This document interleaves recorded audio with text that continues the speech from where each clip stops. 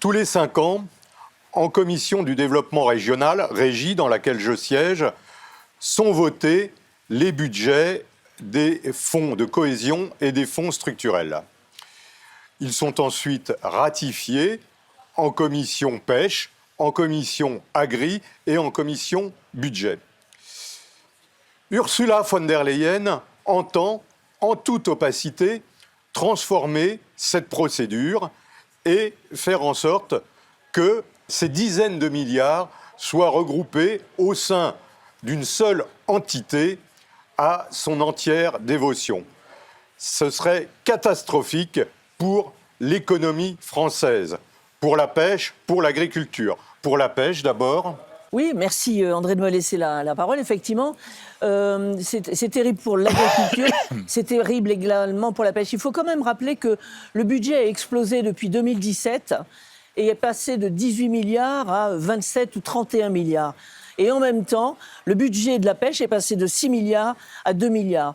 Et en fait, la véritable problématique, c'est que le fonds FEAMPA, qui sert à la modernisation des bateaux, à l'aide à la pêche, à notre filière, à notre souveraineté alimentaire, va être noyé dans un fonds commun qui va être mis en concurrence pratiquement avec des sujets comme l'industrie, comme l'armement, des sujets qui forcément vont prendre le pas sur notre pêche artisanale, qui est vraiment la dernière roue du carrosse, d'un point de vue, on va dire, européen, alors qu'ils sont garants de notre souveraineté alimentaire. Je tiens à rappeler quand même qu'il s'agit là de fonds qui permettent par exemple de décarboner les bateaux, de sécuriser les bateaux. Je sais que tu es très attaché, mais par exemple, nous pourrions et nous devrions sécuriser les bateaux à Mayotte, alors que nous le faisons pour les Comores, et nos marins se trouvent en danger, et sans que nous ayons la possibilité de financer le renouvellement de ces bateaux. J'ajouterai enfin que ce qui est étrange, et d'un point de vue politique aussi, c'est que les LR, les socialistes en commission pêche, je ne sais pas comment ça s'est passé chez vous, mais tout le monde a poussé des cris d'orfraie. Alors que tout le monde vote ces mesures éco-fanatiques, ces mesures par exemple d'obligation de débarquement, etc., qui entament l'activité de la pêche, qui entament nos dom-toms, qui entament également aussi l'agriculture. Et je serais quand même bien curieuse de savoir s'ils voteront ce budget, alors qu'ils ont déjà donné un blanc-seing à Mme von der Leyen. Et nous verrons aussi demain si la motion de censure que nous présentons pour condamner justement ces décisions et cette politique seront d'actualité et en tout cas seront validées par les LR avec le double langage sur le terrain et dans l'hémicycle. Gilles, quelle incidence pour notre agriculture et surtout pour nos agriculteurs ? Une catastrophe. On se souvient tous que l'agriculture a été une des premières politiques de l'Union européenne, une priorité pour l'Union européenne.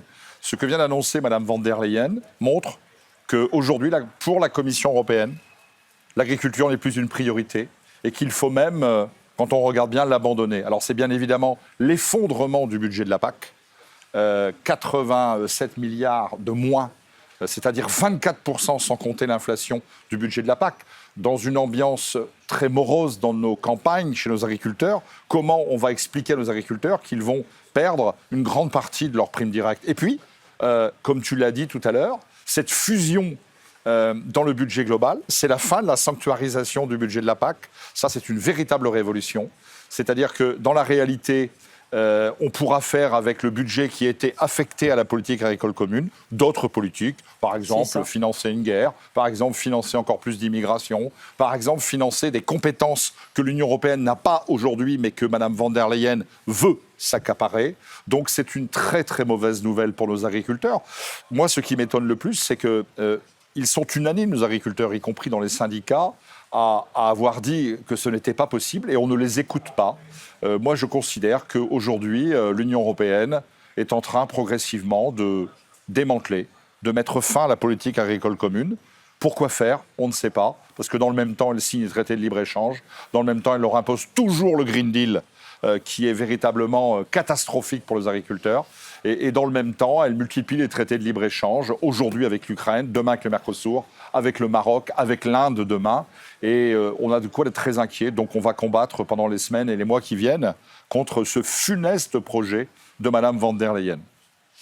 Oui, Gilles, tu l'as dit, à se demander si l'agriculture est encore une priorité pour l'Union européenne. On a bien vu avec le traité du Mercosur qui vient d'être signé et que tu viens d'évoquer que la véritable priorité, c'est bien évidemment l'industrie automobile allemande. Et cette révolution que nous évoquons, qui a suscité, comme l'a évoqué France, l'unanimité des représentants de tous les groupes politiques en réunion des coordinateurs de la commission Régie, est une catastrophe également et surtout pour les agriculteurs d'outre-mer, Oui. dont le budget du POSEI dépend de la PAC.